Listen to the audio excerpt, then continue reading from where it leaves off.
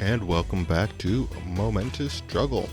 Today we're going to be talking about the Twice the Pride expansion box, squad box, that came out with the release of Shatterpoint. So this was one of the two expansions that was released along with the Shatterpoint core box. So within this box, it does come with Count Dooku, Jango Fett, and two Mangaguard droids. So this adds to the droid synergy that came in the core box. It was lacking a little bit in that synergy, so this helps round out that droid synergy there. So let's talk about Count Dooku himself, and then we will go ahead and jump into his character in the game. Count Dooku is the leader of the Separatist army. At one point in time, he was a Jedi. He actually was the Padawan under Jedi Master Yoda, and ended up leaving the Jedi, getting turned to the dark side by Darth Sidious. At some point in time, ended up becoming his apprentice after Maul. So we see a lot. We see him somewhat in the second movie of the prequel trilogy, and then he's very short-lived, pun intended, in the third installment, episode 3, The Revenge of the Sith, in the movies as well. But we do see a lot more of Dooku and the character, of course, in the Clone Wars, in the comics and the novels that are out there, whether they be canon or be what are considered legends at this time. But Dooku is a very powerful Force user, and that is definitely shown throughout his card and through who he is in the game. So let's jump in and take a look at Count Dooku, Separatist leader.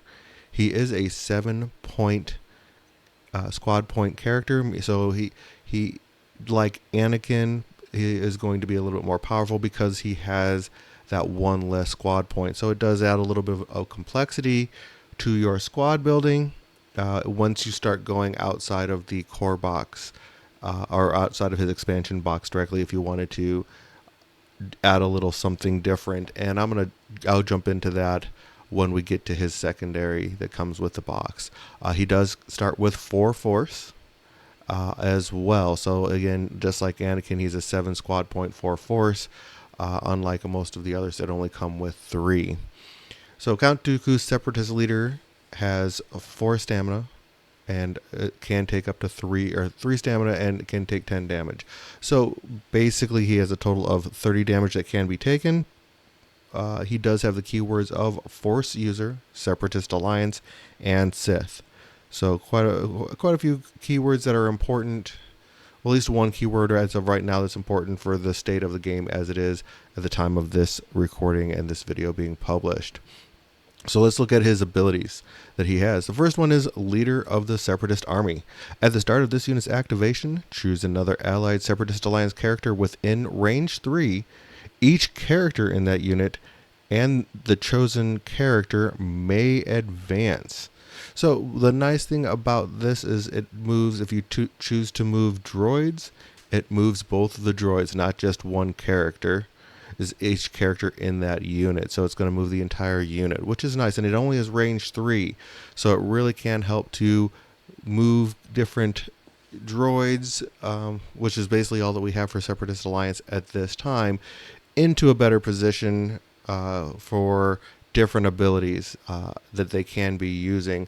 I specifically would like this with with Kalani, because Kalani can do a lot of shenanigans with droids as well. So there's a lot of movement abilities that go hand in hand. There's a lot of moving characters out of activation that go along with the Separatist Alliance between Dooku and, say, Kalani. So there's things to do there makes it a little bit more forgiving when you're looking at character placement.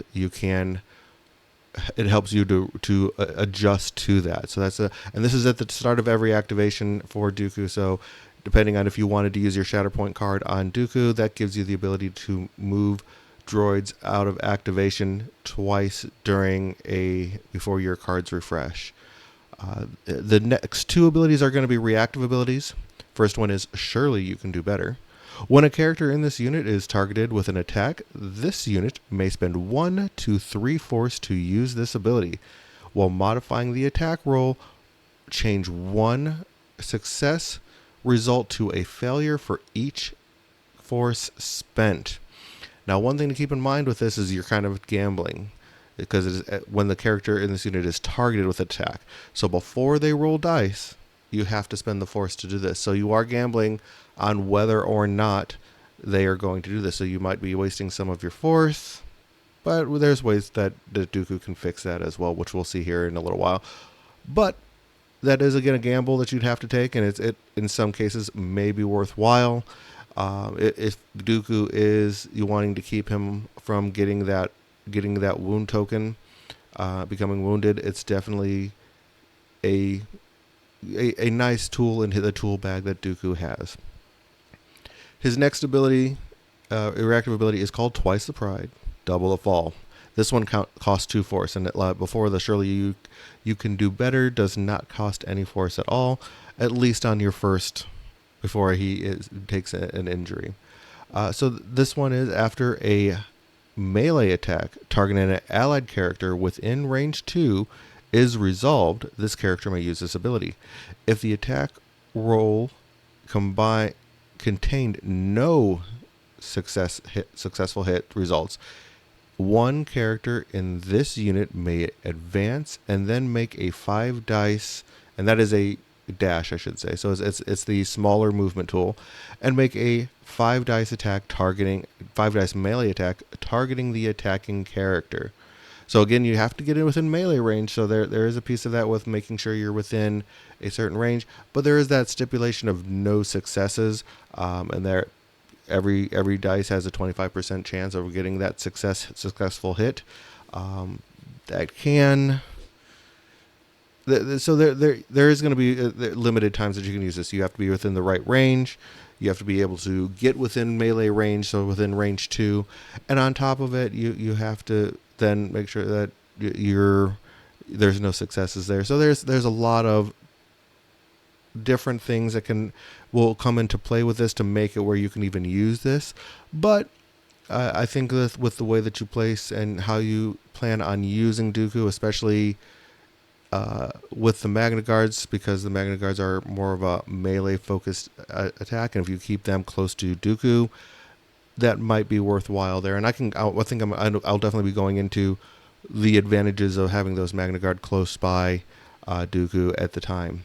And the last is his innate ability, which is Brave but Foolish. Once per turn, when an allied primary unit or an allied secondary unit is wounded by an enemy effect, after that effect is resolved, refresh 2 force. So basically, you just automatically gain force if a primary or secondary is wounded at any point in time, which is nice because of, again, that ability. Surely you can do better ability. Because you're probably going to be wanting to spend a fair amount of force to utilize that, and again, that is somewhat of a gamble that you'll be doing. So it's nice that he has this ability to help refresh that force that you'll be using at the cost of some of your secondary or a primary getting hurt or getting wounded. Good to go on. Then choose an allied Separatist alliance supporting unit. One character in that unit may dash or make a 5 dice attack. So there again is making sure that you are having quite a few of your Separatist alliance supporting units, which will, at this point in time, at the point in time that this box has been released and is in play, you're only looking at 2 different units. That's either your B1s that came in the core box or the Mangaguards that come in this box itself. So let's go ahead and look at what Dooku has to offer as part of his stance cards. So looking at the front side of front, if you want to look at it, but the first one of his stance cards is Form 2 Makashi. This one does have a ranged 4 attack that is 6 dice, and on the defensive side for this, he rolls 5 defensive dice. For melee, it is 7 dice and 7 for his defense in melee. So right off the bat, what we see here, he is definitely gonna benefit from being in melee range. He has 2 additional dice there, so really a good way to go. On his defensive expertise chart, he has at 1 to 2 has 1 block, and he changes a crit straight to a failure, which is impressive. We haven't seen that on any other character as of right now. Most of what we've seen, at least that I've reviewed on this channel, has gone from a crit to just a regular hit. This just goes straight to failure. On 3+, you get another block, and 2 crits automatically go straight to failures. So again, this kind of will help with a lot of that, just reducing if you get those expertises, which is pretty amazing. So looking at his stance chart here, it is pretty interesting with how it just splits and over and over again on his chart. So there's a grand total of 6 steps that you can hit if you get 6 full successes. So it's definitely an interesting tree. It starts out with 2, goes down to 1, back up to 2, down to 1, and 2 and 1 again. So looking at the first step, you can either have a shove and a damage or a reposition and a damage. Then going down to the next one, it's 2 damage. To the third success, you're going to have on the top, you would have either a shove and 2 damage, or you can go with the bottom, which gives you an expose and 2 damage. And on the fourth success gives you 2 more damage. On the third success, basically on the top, we're going to go with the same theme that we've been going with. That's right, it's a shove and a damage. And on the bottom, it would be a strain and a damage. And then at the final one, it would be a reposition and 2 damage. So across the board, no matter how many successes you get, the same amount of damage, straight damage, is going to be given. So you're looking at a total of 10 damage potentially that can be given just in the normal damage if you get all of the successes. It really looks like, do you want to shove, or do you want to put on some conditions, maybe do some repositioning? There's a lot of options on this tree as far as what you can accomplish there. So it's a really interesting tree, and you can do a combination of both. You could do step 1, do a shove, go to the 2 damage, then go ahead and give them an expose with 2 damage, go back to damage, and then go back and do a shove again or a strain again, so that you can do a combination of pushing them off the points while giving them different conditions as well. So it's a really interesting stance tree that he has here. And then with his expertise for these two, the range is the Force Lightning. 1 to 3 expertise will get you a hit and 1 straight damage. 4+ gives you a crit, a hit, and 1 damage. And then we're looking at if he's in melee with his lightsabers. 1 to 2 expertise is going to get you 2 crits. 3 to 4 gets you 2 crits and a hit. 5+ is just 3 straight crits. So there's again, the expertise charts are pretty solid, but he is a primary unit. So they typically have some pretty good expertise charts on those primaries versus the secondaries and supporting units. And let's look at the flip side. Because he is a primary, he's going to have 2 sides to his stance card. So this is Force Mastery. Now, if you're in melee or not in melee range, if you are maybe at the beginning of the game, this is probably where you want to start out, because he has that range 4 attack on here. And his range 4 attack, again, is pretty solid. This one has an 8 dice with only 8 dice range attack at range 4 for that Force Lightning that he has. And then he has 6 dice for his defensive side. And on the melee side, it's only 6 dice in melee, but you do have a total of 6 dice again on the defensive side. So this is probably where you want to start the game at, because you're going to be alpha in range. You're going to have a little bit better defense or a better attack on that defensive side there. And again, on the defensive side for the expertise chart, 1 to 2 is going to get you a block, 3 to 4 is going to get you 2 blocks, and 5+ will get you a total of 3 blocks. This tree is a little more straightforward.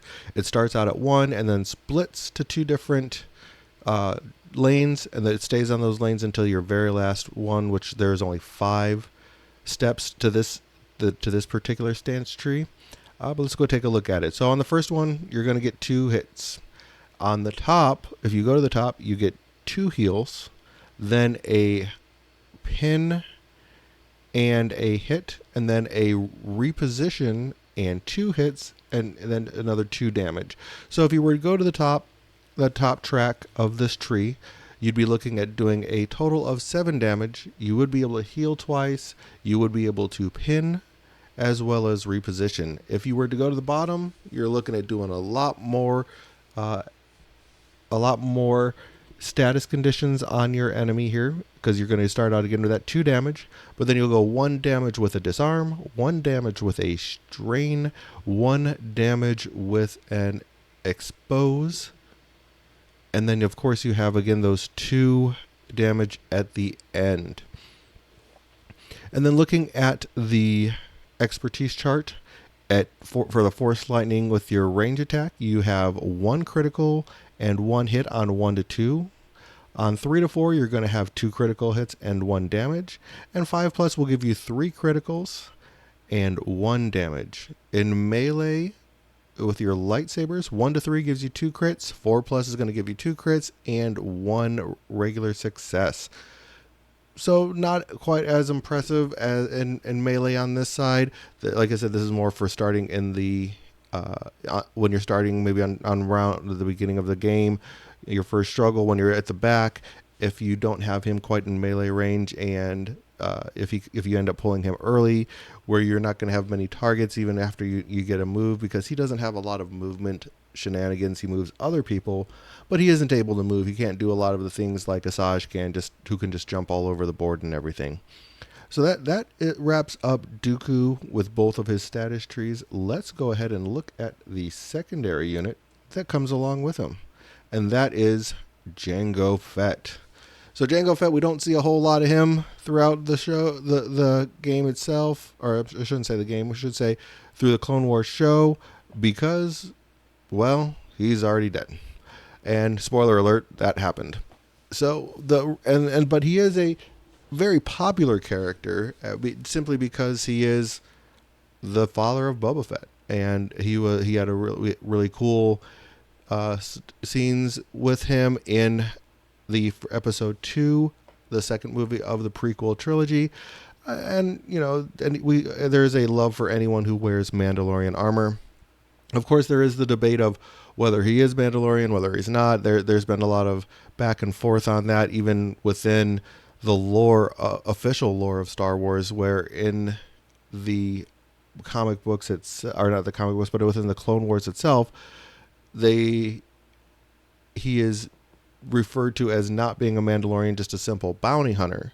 But when we look at the Mandalorian series, we see that Din Djarin does basically kind of consider him a Mandalorian, and that's why he allows Boba Fett to maintain that armor and keep that armor, even though he is a clone and not a true Mandalorian. So there's a lot more lore that goes along with it. He was trained by a Mandalorian in the ways of Mandalore before he went and became a bounty hunter. At least that is the lore that it is. So again, I'm sure you can definitely leave comments below if you want to start that debate. I can see both sides of it when it comes to the lore side of it. He is definitely, but as far as it goes, the way that I think it is, it's viewed, at least at this point in time, with the way that it was addressed in the Mandalorian series, or I'm sorry, in the Boba Fett series, the Book of Fett.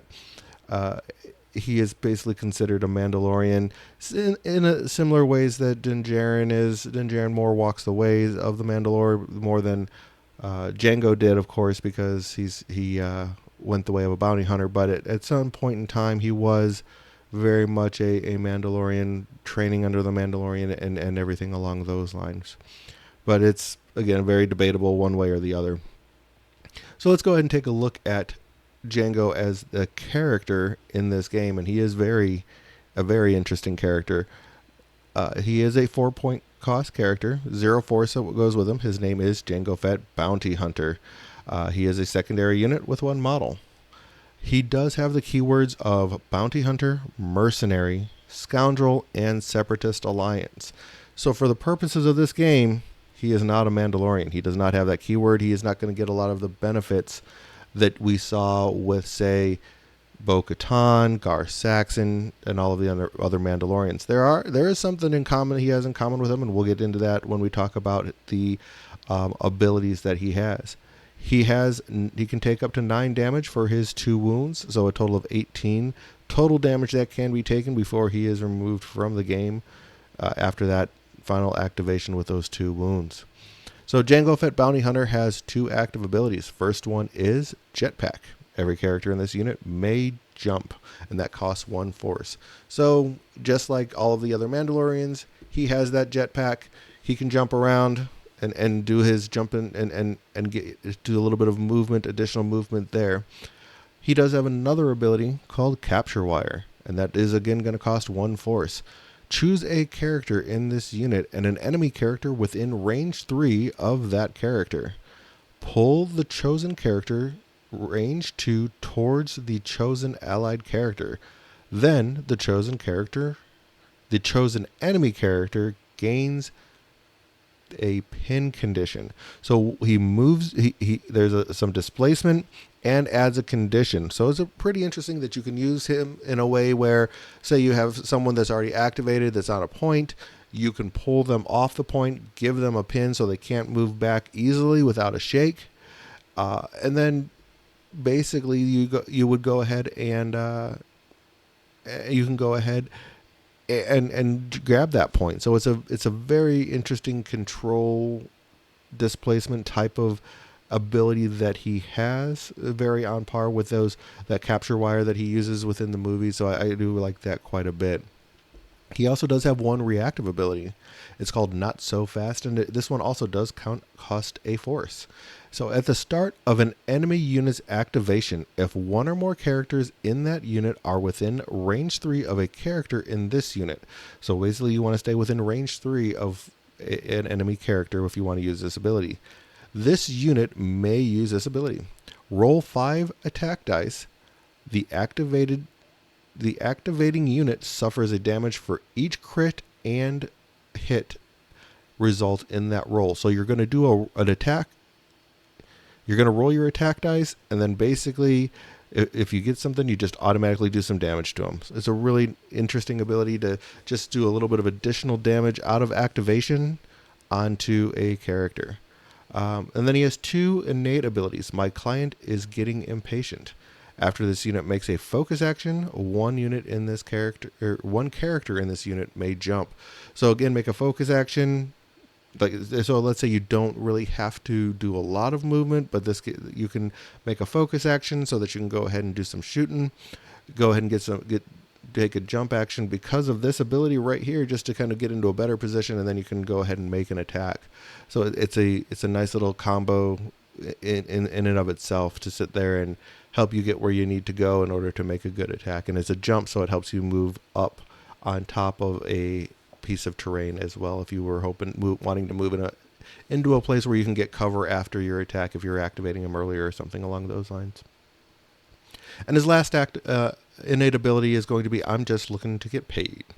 When a character in this unit wounds an enemy primary unit or an enemy secondary unit, after the effect is resolved, you refresh 2 force, and 1 character in this unit may heal 2. So he keeps himself alive, gives you some more force. This is a really interesting ability as well. You do have to be going after those primaries or the secondaries, but it's a really nice ability as well. Can work in conjunction with Not So Fast if you were to end up like wounding someone in response to an attack as well. But he also heals himself, so that helps with like his low health amount, because he does have a ways to heal himself just by doing damage to another person. So let's go and take a look at how hard our boy Jango is going to hit if he is attacking. So Jango himself is a 4-point cost, as we said, at that 0 force. When we're looking at his attacks, he has a range 4 with 6 dice or a melee with 6 dice, and he has damage, or his defense dice is 5 across the boards anyway.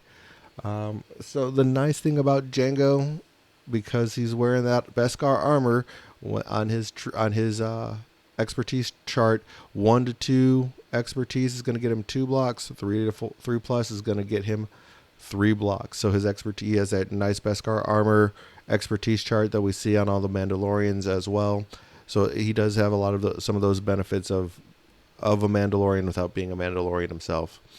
His tree is a little like the first tree that we saw for Count Dooku, where it has a multi-split into 2 levels, but not nearly as long and not nearly as creative and interesting as the other one. But there is some movement shenanigans that we definitely can do here. So, number 1, or the first step, he's going to do 2 damage. On a second success, he's going to give a strain condition and 1 damage. On the third, he's either going to, it splits to where he can do 2 damage and a jump, or he can do one of his active abilities. And we did go over those before, and he can do that without paying the force cost. That's a nice thing about that. Again, you can only use it once per turn, so if you've already used that active ability this turn, you cannot use it again, but you can use this without paying the force cost. Then we go down to 1 ability on the 4th one, where he can have a shove and 2 damage. And then the last one, which is the 5th and final, he can do a total of 3 damage, either the top or the bottom. 1 gives you a jump, the other gives you a shove. So he does have a little bit more displacement, some extra movement that comes along with this stance tree here. So really interesting combat tree. With some pretty decent damage in it, some movement shenanigans as well. I really do like it. And going as to why he has the same amount of attack dice on his range and melee, well, because he uses custom blaster pistols, whether he is at range or melee. And there are some very similarities. On the range, if you're doing a ranged attack, 1 will get you 1 crit, 2 to 3 will get you 2 crits, 4 plus gives you 2 crits and a success. And in melee, it's just 1 straight damage. 2 to 3 is going to give you a damage and a success. And 4 plus gives you a critical success, a regular success, and just 1 straight damage. So that's Jango. He's really interesting with that clapback attack that he gets for his reactive ability. A very fun character to play. He doesn't have a lot of those synergies that we like to see with other ones. But we do know that there is a bounty hunter box on the horizon, so he might have some synergies there when Cad Bane comes to town. And last but not least, we're going to take a look at the Mangaguard. They are the droids that we see here alongside Count Dooku. Just some regular droids, but they have some pretty unique abilities that go pretty well with Count Dooku and play really well with him as well. So let's just go ahead and jump into the Mangaguard. They are a 3-point cost unit. They are a supporting unit with 2 models. So you have 2 separate models. There's no force. They lend no force. They can take up to 10 damage and can take a total of 2 wounds. They do have the keywords of Battle Droid, Separatist Alliance, and Trooper. They have 3 abilities. 1 is a reactive and 2 innate abilities. The reactive ability is called Protection Protocols. After an allied Separatist Alliance primary unit makes a move action, this unit may use this ability, and it does not cost a force. Choose a character in the activating primary unit. So if you take this along with Dooku, you'd be choosing Dooku. 1 character in this unit may advance towards the chosen character. So this is the long movement tool. So one of these droids can just go right along with them. And as we'll see in the 2 innate abilities, that is a pretty nice thing to do. So the first one is Bodyguard. Allied primary characters and allied secondary characters within range 2 of a character in this unit have cover 1. So you just keep these close by your different primaries there, or even your secondaries, and they have cover. They just grant cover to it without having the hunker token, without being anywhere. They just automatically protect your primaries and secondaries and then give them a little bit extra love there. So give them that cover 1, which is really nice. And the last ability that they have is called Intercede. Well, this unit is not wounded, Enemy characters engaged with one or more characters in this unit cannot target primary characters or allied secondary characters with an attack. And again, this is really not goes kind of in line with that protection protocols, where if you keep them close by and in engagement range, engaged basically with it, which is a range 2 of an enemy character, that enemy character, even if they're engaged with, so let's say you have the Mangaguard engaged in melee with Anakin, and Anakin is also engaged with Count Dooku. Anakin can't attack Count Dooku. He has to attack this unit as well, as long as it's not wounded. So it's really nice to just give that additional survivability to your primary and secondary units by having these guys close by. And of course, there's 2 units. They don't have to both be there. So you could send one with each one of your primaries if you wanted to help keep your primaries alive. I don't know if they could actually keep up with Asajj, because she just moves like crazy if you were to use her along with them. But they do serve a very good purpose of helping to keep your primary units and your secondary units. But I think I would use this, if it was me personally, I think I'm probably going to be using this with my primaries, just to help keep like my big hitters like Dooku alive. And last but not least, let's go ahead and take a look at what these guys are bringing to the table. So Mangaguard, they just can't shoot. They are all about being in melee. So they have no range attack at all. Melee, they're going to have 6 dice. They have 5 defensive dice total when they are engaged, whether melee or if they are going to be shot at range. They have 4 possibilities along their stance tree, it's basically just 2 straight across the board, and then it splits and stays on the last splits to 2 different ones and stays there for your last 2 of the tree itself. So on your first success, you get a shove and a damage. The second success will give you a shove and 2 damage, and then you can go either to the top or the bottom. The top one will give you a reposition and 2 damage, and then a heal if you get to your 4th success.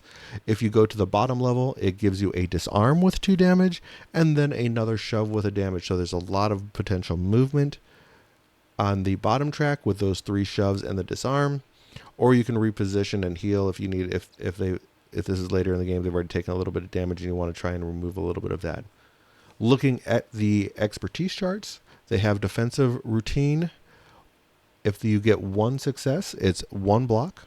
If you get 2 plus successes, so 2 or more, it's 2 blocks. And that's all that they have for that defensive expertise. They have the Electro Staff for their melee.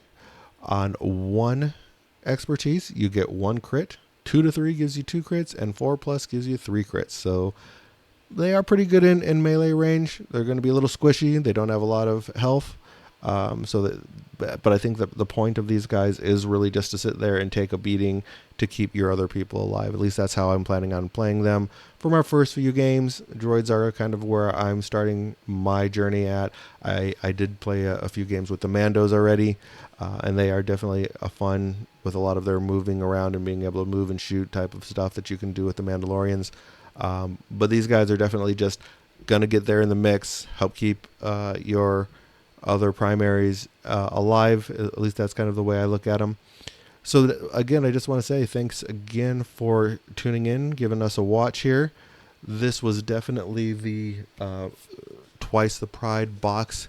It is a interesting box that we have.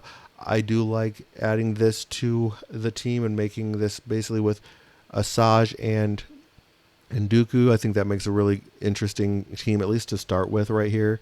And I actually will be putting them on the table a little later today. Again, I want to thank everybody for listening. Please go ahead and give us a like, give us a follow, leave a comment. There's a lot to talk about. I mean, I'm sure there's going to be some people that have an opinion about my about Jango Fett, whether or not he is a Mandalorian. But yeah, we'll go ahead and give that have a little bit of a talk about that. Again, thanks for listening, and you take care. May the Force be with you.